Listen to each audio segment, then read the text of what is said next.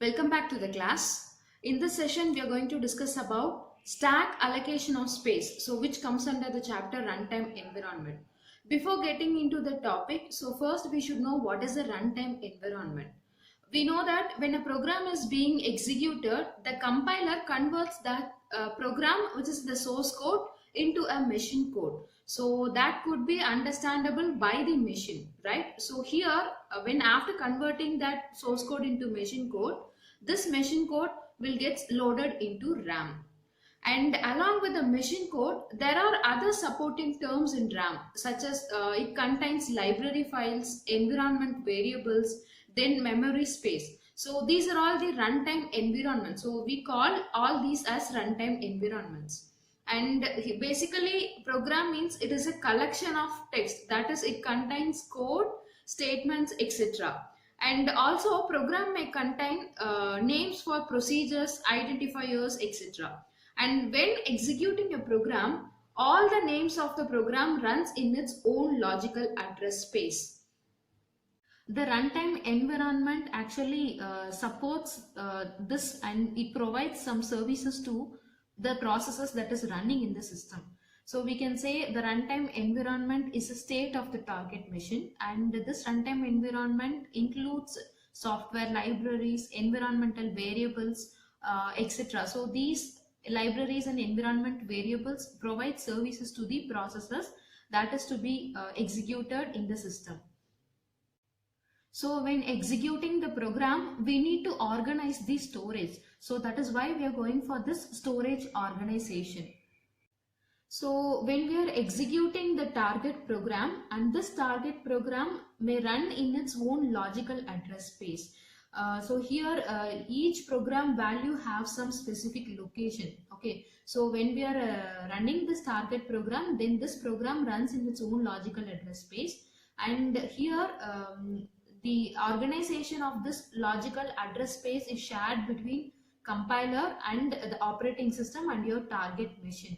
So here what we are doing is the operating system is going to map this logical address into physical address. So this will be spread throughout the memory. And here we have the representation, that is runtime representation of an object program in the logical space. And this consists of data and that is code and data areas. So you can see the structure here.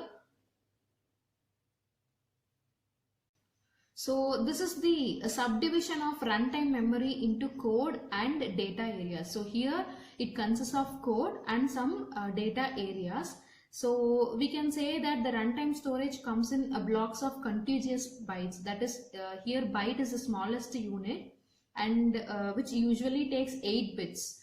And in this code area, actually it contains the size of the generated target code. So here the target code size is fixed at compile time.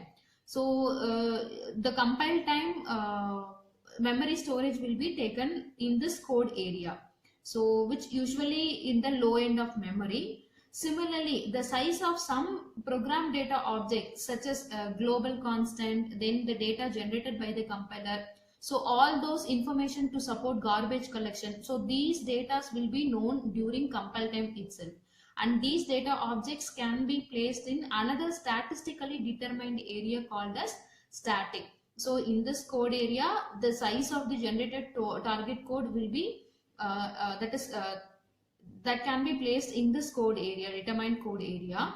And in the static area, the size of the data objects like global constants and some of the data that is generated by the compiler, and some information regarding garbage collection. So all these things are known during compile time itself, and those kind of data are stored in this static area. Then coming to heap, so in heap we are going to store the data which can be computed during runtime. So all those data will be in the heap area. Then coming to stack, so here we are using stack to store the data structure that is called as activation record. So for storing that activation record, so here we are using the stack. And if you look at this heap and stack, so to maximize the utilization of space during runtime, here we are using these two areas, that is stack and heap, and this stack and heap are at the opposite ends, okay, of the address space. And here these areas are actually dynamic, that is we can say their size can change when the program gets executed. And if you look at these areas, so these areas grows towards each other. Okay, so this heap will grow in this way and stack will grow in this way. So which means these two areas will grow towards each other. And here as mentioned, the stack is used to store the data structure called activation record. So we'll see what is that activation record now. So before getting into that activation record, first we'll know the difference between static storage allocation and dynamic storage allocation. So when we can say that a storage allocation is static, means here the storage allocation is said to be static if it can made by the compiler looking only at the text of the program. That is here just we are deciding the storage allocation based on the text of the program, and that text of the program can be determined during the compile time itself, right? So at that time we can go for this static storage allocation. And coming to dynamic storage allocation, so here the decision can be made as dynamic if it is decided only when the program is running. Okay, so when your program is executing, at that time we can decide this dynamic storage allocation. And here for this static and dynamic storage allocation, we are using this stack and heap storage. So in the stack actually we are going to allocate the storage space for the names that is local to a procedure. So the procedure is also called as a function. So the the local variables that is inside the procedure that can be allocated a space in the stack. And coming to heap, so here in this heap, here also we are going to allocate space for the variables that can be determined, that is the size of the variable can be determined only during the runtime.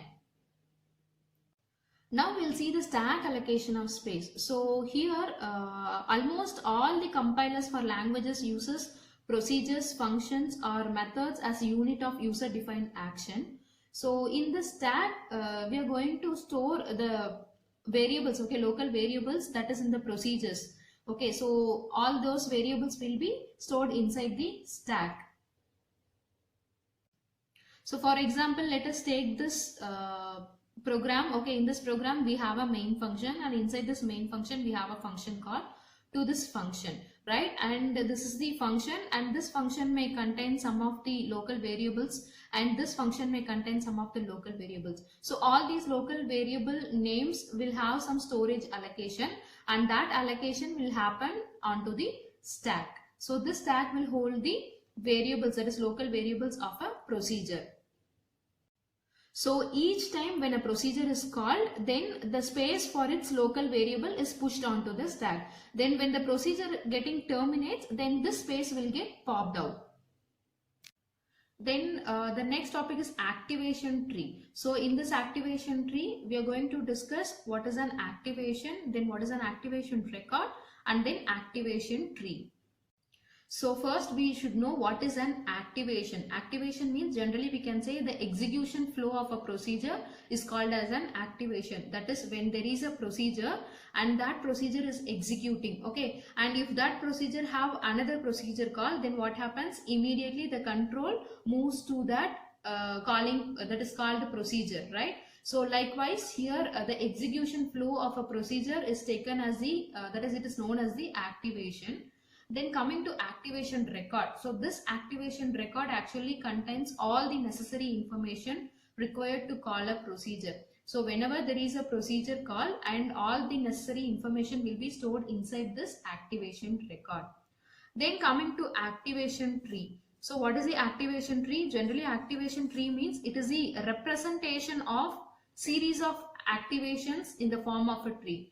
So here we are going to represent the series of activations, and that representation will be in the form of a tree. So that tree is called as the activation tree. So before going into the tree, first here we will discuss how the function call and how the procedures are stored in the stack. Okay. So whenever a procedure is executed, okay, so let us consider this is a procedure, and when this procedure is executed, so we have an activation record for this procedure, and what that activation record, it contains all the necessary information that is required to call a procedure. So that will be in the activation record.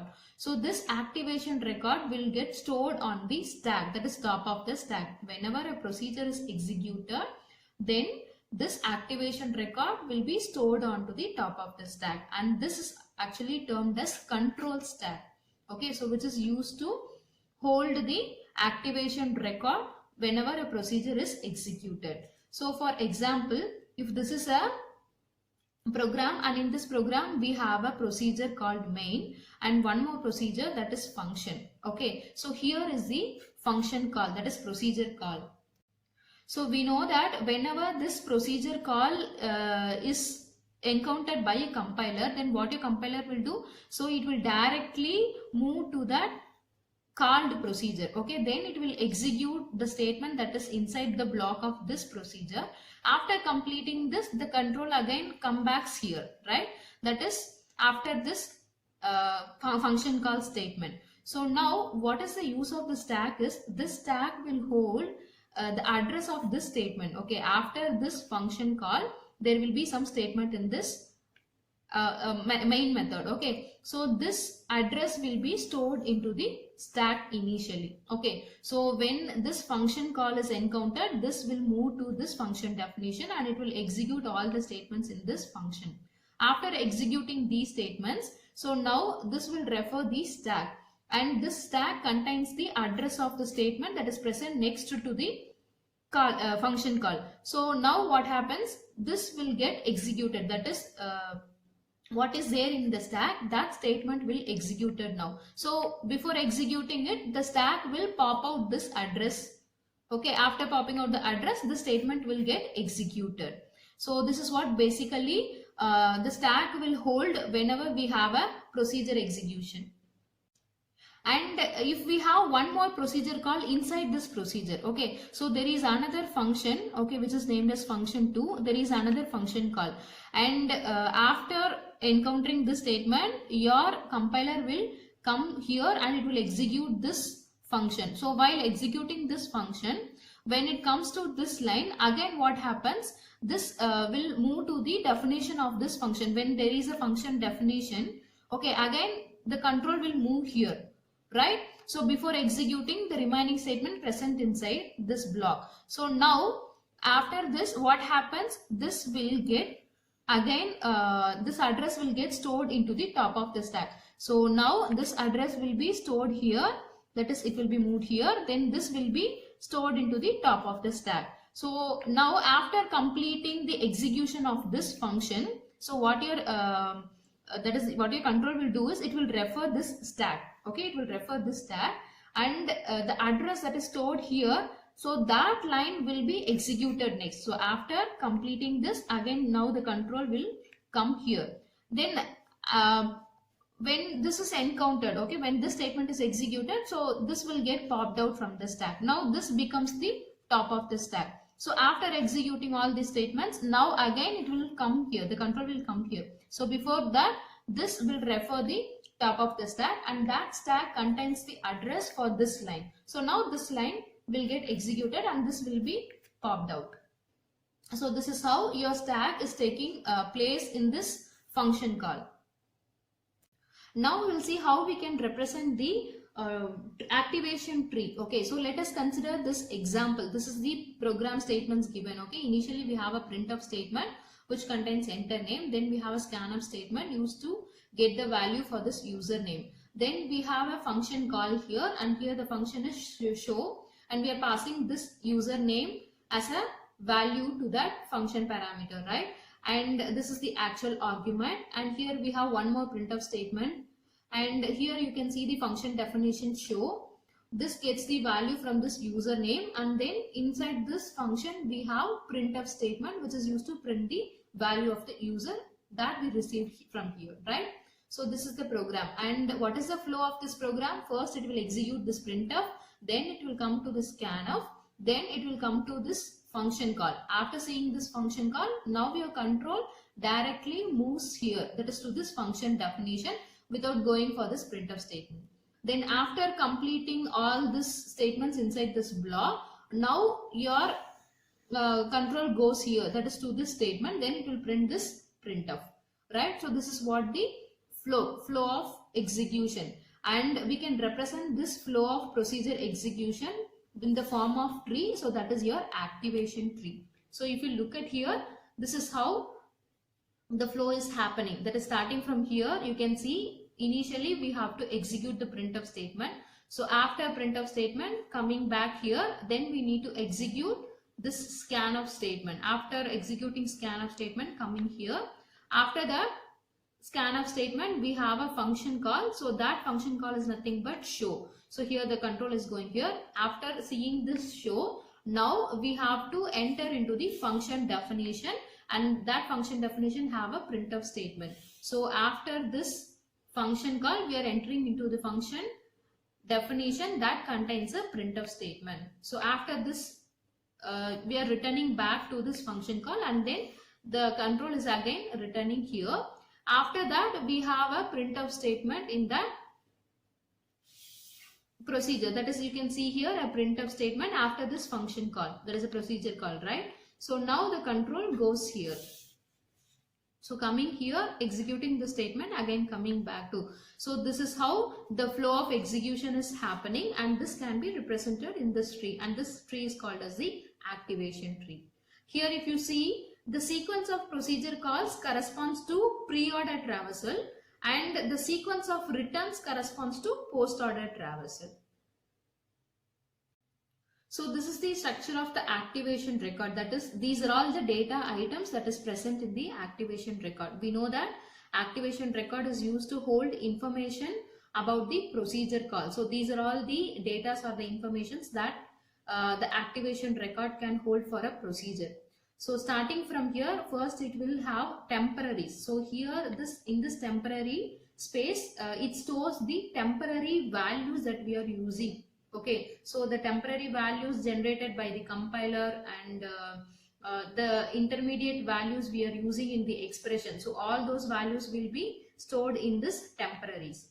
Then we have local data. So here this contains the local data of a procedure, that is the local variables of a particular procedure that will be stored in this local data. Then coming to machine, saved machine status. So the machine status may include the status about the register and the program counters, okay, that we are using when executing a program, right? So all those status of that register, program counters will be stored inside this machine status. Then coming to access link. So this access link contains the information of data that is stored outside the local scope. So whenever we have a data outside the local scope, so that information can be stored in this access link. So in order to access those data, right? So that is outside the local scope, and that will be in the access link. Then coming to control link. So this control link contains the address of the activation record. So here we can have the address of, that is, we have already discussed about the stack, right? So that stack actually holds the address of the statements that is present after the procedure call. So that address is nothing but the address of the activation record. So these addresses will be in the control link. Okay, so here the stack control stack addresses will be stored in the control link. Then we have returned values. So this returned values will hold all the return values of the procedures. So after executing a procedure, that procedure can return some values, right? So all those values will be stored inside this returned values.